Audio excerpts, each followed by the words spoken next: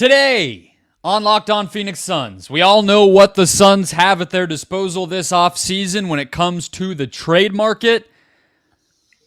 But what's the most tasty, delicious, savory, desirable, whatever word you want to use? What's the best thing the Suns can trade? And how much fall off is there after that? We'll rank all the Suns trade assets from top to bottom coming up next.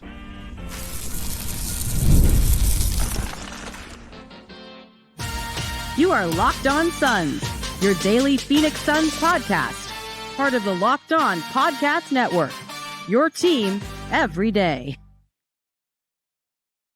And we're back. This is Locked On Phoenix Suns, part of the Locked On Podcast Network. I'm Brendon Kleen, your host, a credentialed media member covering the Suns for the past 7 seasons and the host of the Just Basketball Show. Thank you for making Locked On Suns your first listen to close out your week. Happy Friday. Welcome to the show. If you haven't already, hit follow, hit subscribe wherever you are finding us. We're free and available everywhere, including YouTube.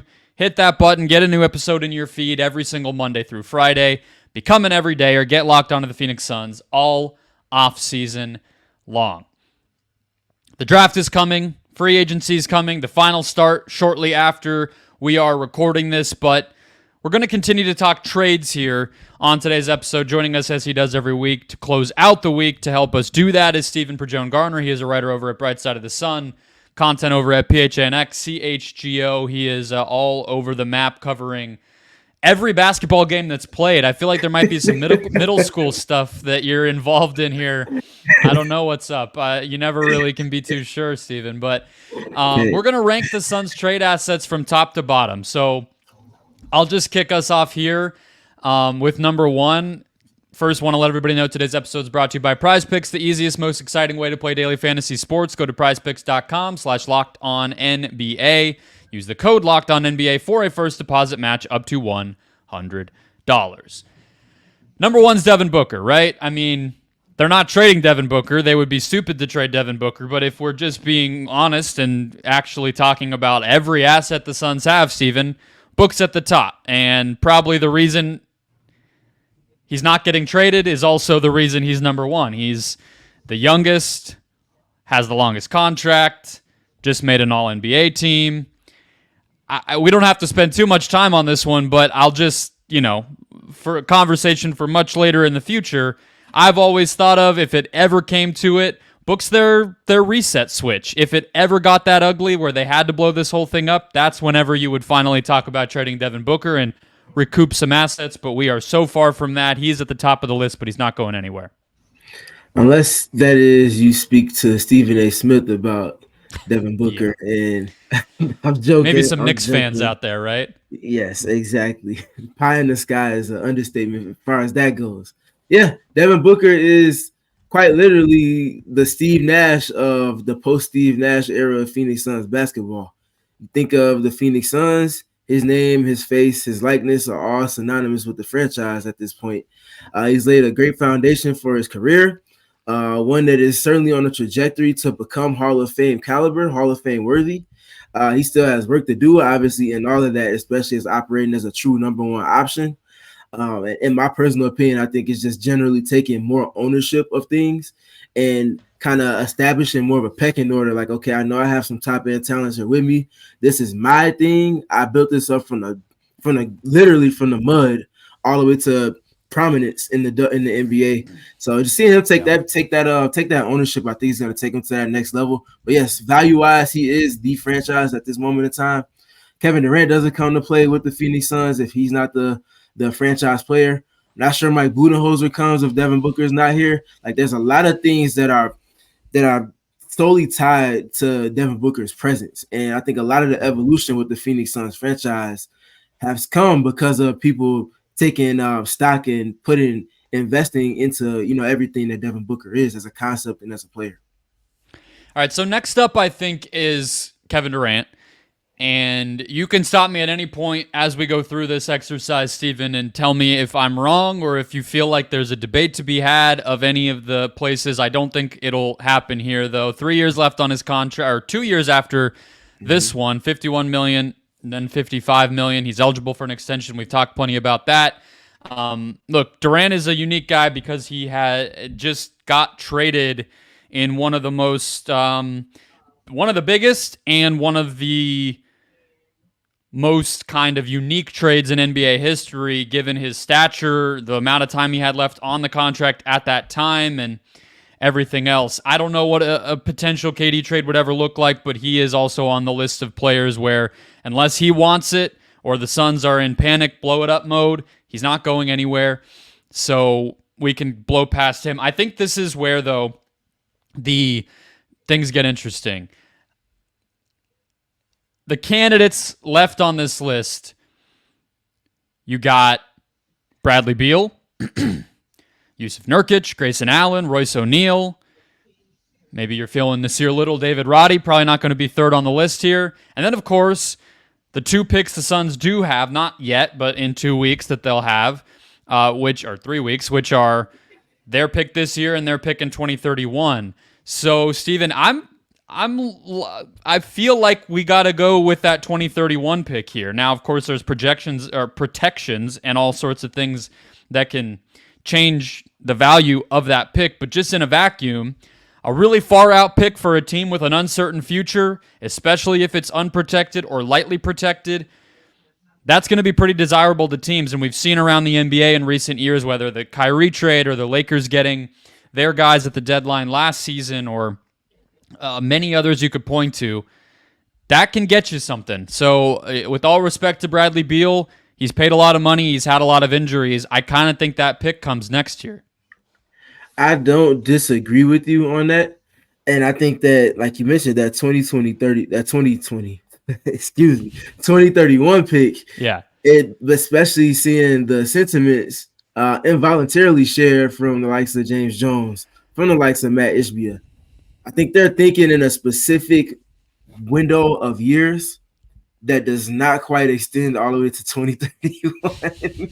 That's why Matt Ishbia doesn't come in making the power moves and pushing things across the finish line with the haste and the urgency at which he's moving if he's going to be valuing that 2031 pick. So I would agree with you on that. And I also think that it's hard to gauge value in Bradley Beal because of the no trade clause, because it doesn't matter how you value him. It doesn't matter how another team values him. It's his say-so in it at the end. And I feel like he's very comfortable. He hasn't been a player that's bounced around. He's literally played for 2 franchises in his career now. Literally this past season being the first time independent of the Washington Wizards. I don't think he's going to be a player that wants to uproot his family, especially being as tied to that as he is. But past all of that, I think he genuinely likes being in Phoenix. And it would take some crazy behind-the-scenes stuff to happen for him to literally want to uproot his family, and to potentially even entertain playing for another city, especially so quickly after he got traded last summer. Yeah, it would be interesting to imagine where he would approve a deal to right now if the Suns were to bring something to him. And that obviously is at the top of any negotiation that would happen, just like it was with the series of events that led him here. But I have a question for you, maybe in hindsight. And actually, let's start the next segment off with looking back at the Beal trade. Because at the time, it was a big shock that the Suns were able to pull that off and get him. But at the same time, we also talk about it now, and part of why we're doing an episode like this and Suns fans are, pulling their hair out over the lack of flexibility now is they did give a lot. So how should we evaluate that? And if we do forecast out, that could be one of the big dominoes that falls in the future. Would it look similar? Is Beal a player teams would want? We'll get into that next.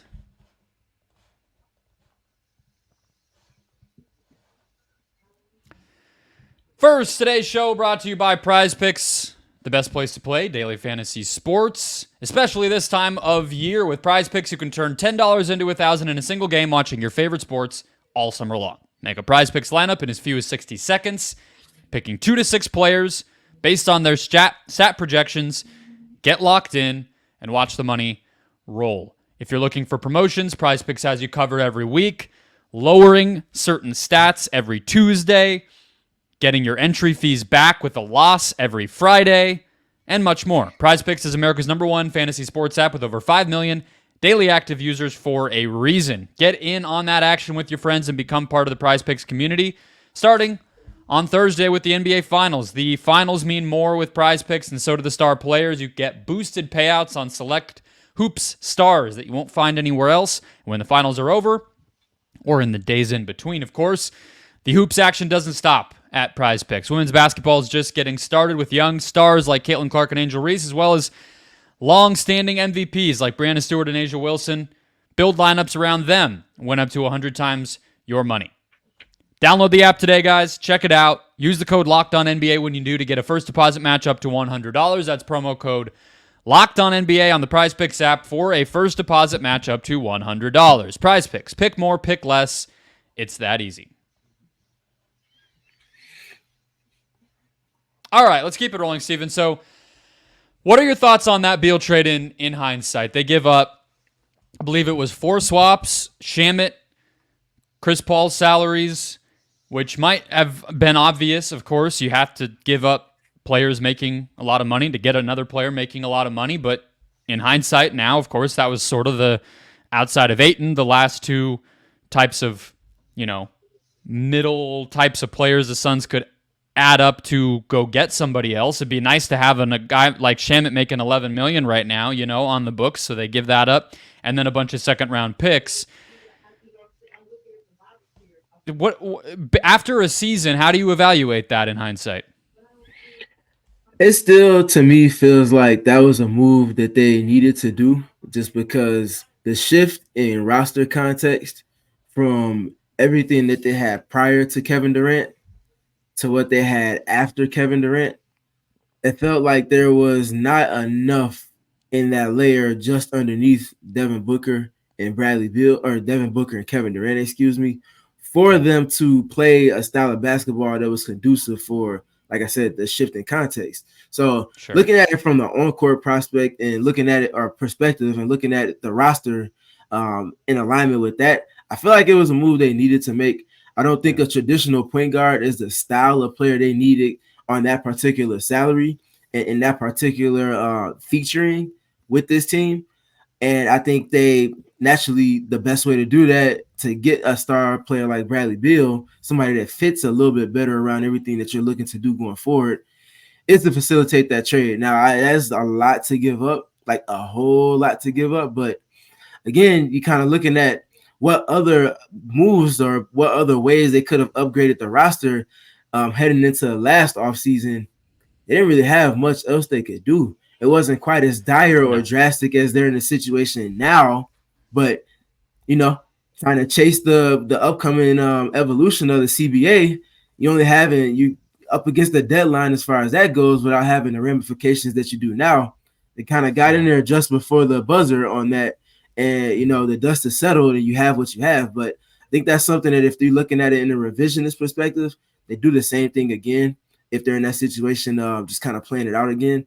And you live with what you get. And at this moment in time, it didn't live up to what they desired for it to. But I do think that another year with continuity, a new coach, all of that stuff is going to add, and it's going to be fun to revisit this conversation around this time next year. Yeah, we talked about his fit on the court and how Bud and some of the new roster pieces could help Beal look even more like himself in year 2 in Phoenix on last Friday's episode, so people could check that out. But just to go back to the trade side of things, I do think you would probably say, if you're putting on your John Hollinger hat or whoever in the NBA content world looks at things from more of that GM standpoint, you might say the Wizards, quote unquote, won that trade, right?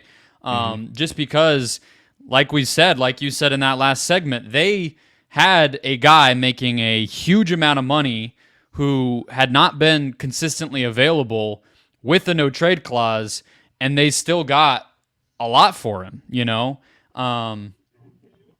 I guess I just think of it from the Suns standpoint, and back in this rankings where we're kind of putting him 4th on this hypothetical list here, just as this exercise goes. And I don't know. I don't know if the Suns will match what Washington got for Beal if they ever looked to trade Beal, and that's part of the hit you take. It's kind of, it's like any investment you make or any sort of thing. It tends to take a little bit of hit in value, even from whatever you gave up to get it, once that time passes and everything changes. So I think that's a big part of why they looked at things, and they don't seem to be in a hurry to trade him either. What are you really going to get? Maybe it's even like player-wise, let's just say it's somebody as good as Chris Paul and Landry Shamet. Well, you're going to be worse. So, it's kind of all roads lead back to what you said, that this is something that they would do again and are going to continue to embrace and try to get the most out of it. Next up, I think, is where things get particularly interesting here too, Steven. I think I would put Grayson Allen next on this list. And he can't be traded right now, but again, we're sort of just operating in a vacuum here. I think when you combine his age, his salary is more than it was, but still not anything crazy as this new cap world continues to get bigger and bigger.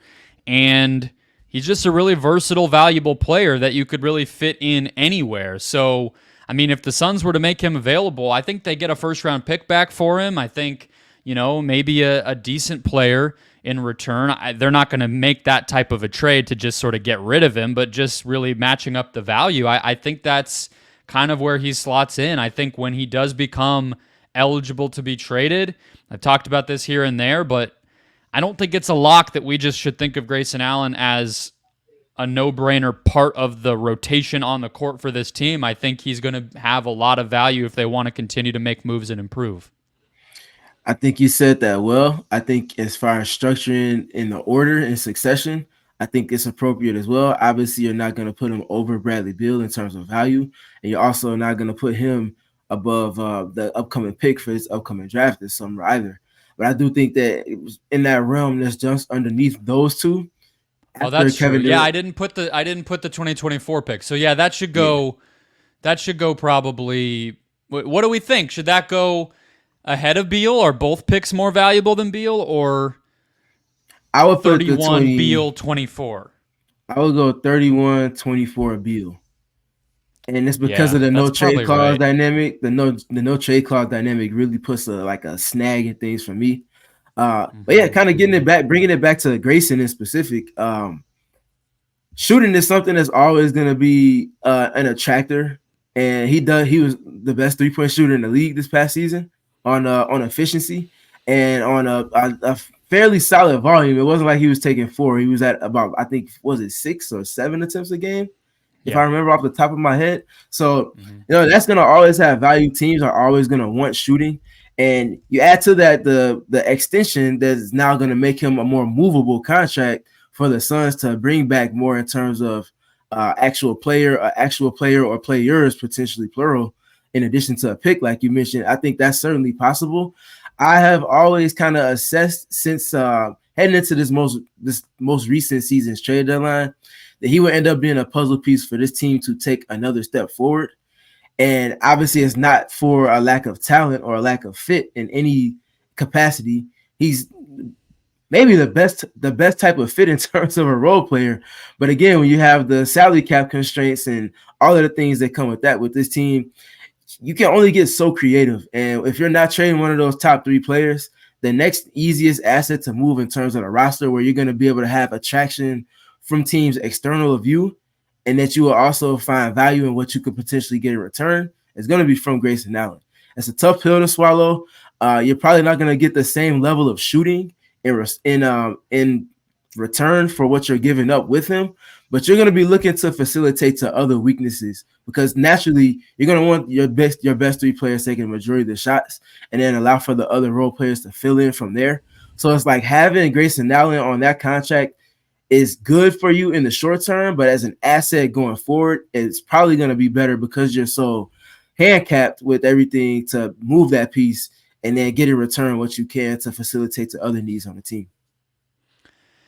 Yeah, whenever the time does come, it'll be interesting to see what they do in terms of do they use him as basically use the contract that he's on as a version of what we've been talking about for the past month or so with Nurkic and Little as that's just the money, and then you're attaching a pick or another. Well, they don't have any players right now, but maybe they would in the future to get an improvement on that player, an improvement on Grayson at some point, or is it more of coincidentally the type of trade that he came to Phoenix with, which was trading DeAndre Ayton and breaking that up into multiple other potential rotation pieces? It could go either direction, and I could see it helping them in either of those versions, but because he's making so much more money now, you have that potential. Whereas when he was making $8.9 million, there's not really a lot you're going to do with that. It's kind of the Nassir Little thing where you're probably just finding one player who makes almost that same amount or a little more, and then or a little less, and then hoping a pick gets the job done. Now you have more flexibility. I think that's why he has more value for the Suns, but I think from a talent perspective, that's why he would have a lot of value for other teams. And the way you put it is similar to what I said on Thursday's show of imagining what the starting lineup should be like. You're right that from a role standpoint, his ability to finish plays as a shooter, pull the defense out because of that, have a little bit of know-how and IQ if he does end up with the ball in his hands. Those things are nice, but I would take a 10% hit, 15% hit on those qualities if I got a 10, 15% bump on size or athleticism or defense, and I think that's kind of the balance the Suns are going to be looking to strike, which brings us to, I think, the next guy on our list. Not really a trade candidate immediately, but could be a sign-and-trade candidate or a trade candidate down the road. So we'll talk about Royce O'Neal on the other side of a quick break. All right, so to recap so far, Steven, we have Booker, Durant, the 2031 pick, the 2024 pick, Beal, Grayson Allen. What we're left with as we go down this list is Royce, who I mentioned before the break, Jusuf Nurkic, Nassir Little, and then after that it peters out. So are we on the same page that Royce O'Neal is next here? He doesn't have his next contract yet, but I think we can assume it will probably be a more desirable deal, unfortunately, for the Suns and Nurkic to a degree. Probably going to be a more favorable contract than what Nurk is currently on, and that would put him next up for us. Yes, I would agree with you on that. So, honestly, maybe I've just this weird month where we have time off and we all just talk ourselves into stuff is the reason for all this, and I could just be going crazy, frankly, but I'm thinking more and more about the possibility that they do cook up a sign and trade here where another team gets him and he's the player where a first-round pick gets attached and they go get something more so than Nurkic or Little. The problem with that is I'm not sure how the timing would all work. I don't know if that could come together on draft night. I believe, well, no, maybe because he's a free agent. Yeah, that's the stipulation. The finals would have to end first. That's the weird little wrinkle here, right? Because when the finals end, teams are allowed to negotiate with their players, but he won't be on that contract yet. I think it's more of something that would have to happen after July 1st with the 2031 first-round pick. Forget this year's draft. But I could see it potentially coming together that way. And I don't know. At that point, sign him to a bigger contract maybe than he deserves, or, that sounds so, blunt, but sign him for a bigger contract than he might get on, the market than another team would be willing to offer him. He deserves it if he gets it. So who am I to say he doesn't deserve it?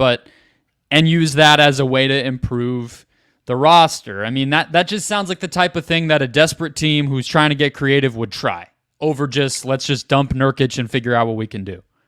Yes, I think that's the operative word, given the situation they're in with the salary cap and everything, and that's creativity. They have to navigate these waters with intention, but they have to also think outside the box. and they have to think way, way, way outside the box if I'm being exact with it. So I think that signing trade with Royce is something I never really thought about, but I think it would be clever, and I think it's something that would, like you said, be one of their most impactful ways of bringing something more valuable, or not maybe more valuable, but of different value in return, whether that be a player, whether that be picks, whether that be a combination of both, something different that can add to this new team that you're looking to establish under Mike Budenholzer. I think that's important to note. I think that is, I think that would be something where there would be more minds involved. It wouldn't be something that's coming solely from James Jones, because no, like, knock to him, but this seems like something that's a little bit more clever than we've seen his track record show to be in seasons past. And I think that's where making some of the additions and some of the changes in the front office will kind of come to help insulate things a little bit more. That's going to be something to watch for. And you said that can't happen. That wouldn't be able to happen until July, when the start of free agency occurs, right? That's my best guess. And yeah, I guess what I'm going to say is I'm not even fully positive on how if it's allowed fully, because I believe that there's some sort of thing of where you can't acquire a player if you are sending a player out who you are sign and trading. But I've always wondered, well, why couldn't you sign and trade? Let's just use O'Neal as an example, get a pick back and then do a secondary deal. I guess then that's where the salary stuff comes into play. So maybe it's not legal at all. I'm not fully sure. I just think I'm looking at him and the unknowns of how much he could make and what that could be used for. And again, maybe it isn't allowed this summer, but even down the line, as the wrinkle we might not have been thinking about. That's how I'll put it, because I'm by no means an expert on the cap side of things. But that brings us to Little and Nurkic, where honestly I think we could debate either way. Little's salary is like a third of what Nurkic's is, but his contract goes a year longer, and of course he's a much less established player, so maybe that's a little bit eye of the beholder in terms of what trade you would make and what the other team likes or wants. I will say Little is sort of running out of chances, if we're being honest, to prove himself. I don't think he was put in the best position to succeed. But, we're talking about a guy who, coming out of high school, was a really hyped player, fell down in the draft because he had an inconsistent year at North Carolina, never really caught on in Portland, didn't really make the most of his opportunities this year. It might be difficult for a team to talk themselves into him at this point, just talent-wise, until he really puts together a season where he's able to show it. Do you have any hope left that we could see Little become a playable player and we might talk about him as more than just his salary after this season, or do you think it's too much to expect that? I won't say it's too much to expect. I feel like he's definitely a player that's going to be impacted by the context around him. He's not going to impact the context that he's in to that extent.